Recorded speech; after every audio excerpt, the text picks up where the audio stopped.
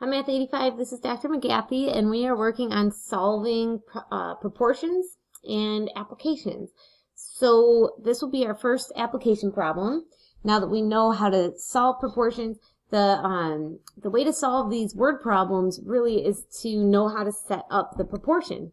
Because once you got the proportion set up, all you do is look at the cross products and solve for the missing variable. So when pediatricians prescribe acetaminophen to children, they prescribe 5 milliliters of acetaminophen for every 25 pounds. So this tells you the first ratio or the first fraction that we write. And notice that it compares milliliters to pounds. And I found that if you know what the units are that you're dealing with, then you'll set up the correct proportion every single time. So what we have here is 5 milliliters for every 25 pounds. And let's find the other ratio that we need to set up here. Because if Zoe weighs 80 pounds, how many milliliters of acetaminophen will her doctor prescribe? So let's first say let X be the amount of milliliters of acetaminophen, okay? So it'll be X milliliters over Zoe is 80 pounds. So again, I know that I have the correct proportion set up if the numerators have the same units, milliliters, and the denominators have the same units, pounds. So now that I have this set up, let me rewrite the proportion, ignoring those units. So 5 is to 25 as X is to 80. Now I can solve for X by looking at those cross products. 5 times 80 equals X times 25. 5 times 80, that's 400. And then you could divide both sides by 25. And do 400 divided by 25.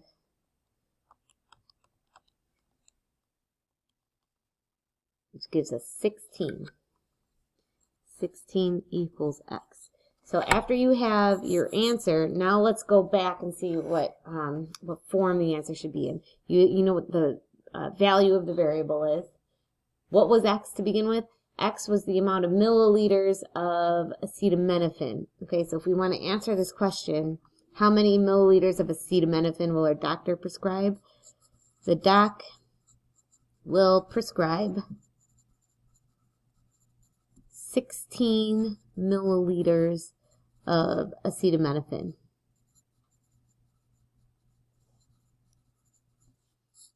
Okay. All right, so again, the trick is to set up the correct proportion. Once it's set up, it's relatively easy to solve those. Let's do another word problem. One brand of microwave popcorn has 120 calories per serving. A whole bag of this popcorn has 3.5 servings. How many calories are in a whole bag? All right, so let's find the first ratio that we'll set up. One brand of microwave popcorn, 120 calories per serving. So what I have here, the fraction that I'll set up compares calories to the number of servings. Okay, so this one tells me 120 calories in every one serving. And the question that we're being asked, a whole bag has 3.5 servings. How many calories are in the whole bag? So let's declare our variable. Let X equals the number of calories in a bag of popcorn. So I'll set this 120 calories for one serving equal to X calories for every 3.5 servings. Again, I really like to actually write down the units when I set up the proportion, and then I can go ahead and get rid of those units so it'll be a little bit simpler for me to do the arithmetic. Set the cross products equal to each other. So 3.5 times 120, set that equal to x times 1. So let's do 3.5 times 120. That gives me 420 equals x times 1. Well, that's actually just x. So now that I have my number for the variable, I need to make sure I can write it in terms of the original problem. How many calories are in a whole bag? There are 420, because that x represented the number of calories in a bag. So there are 420 calories in one bag.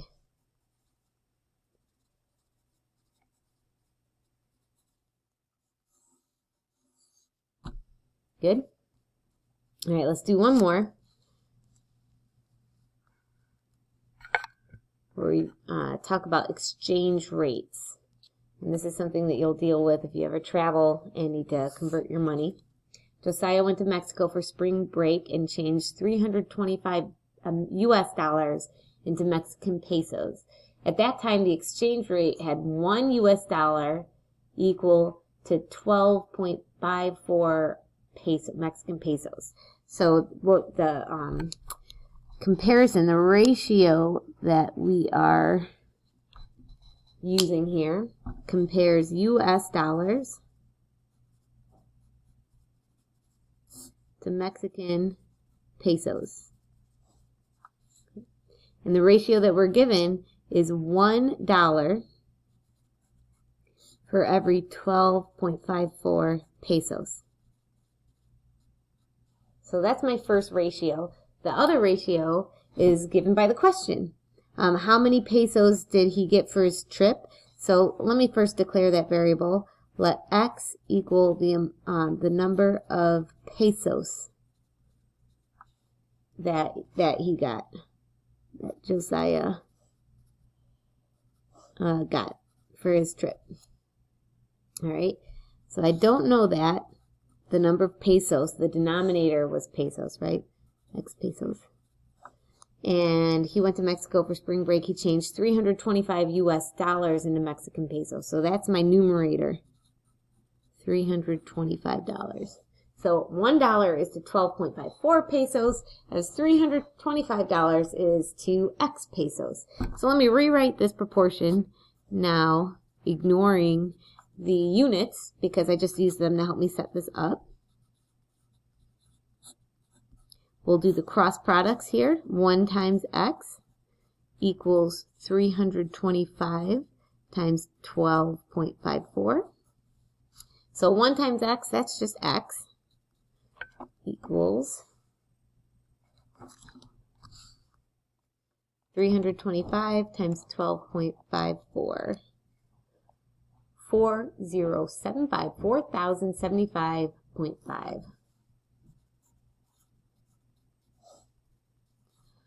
And just like with dollars, you'll want to append a 0 on the end, so you don't have 0.5, you have like actually 0.50.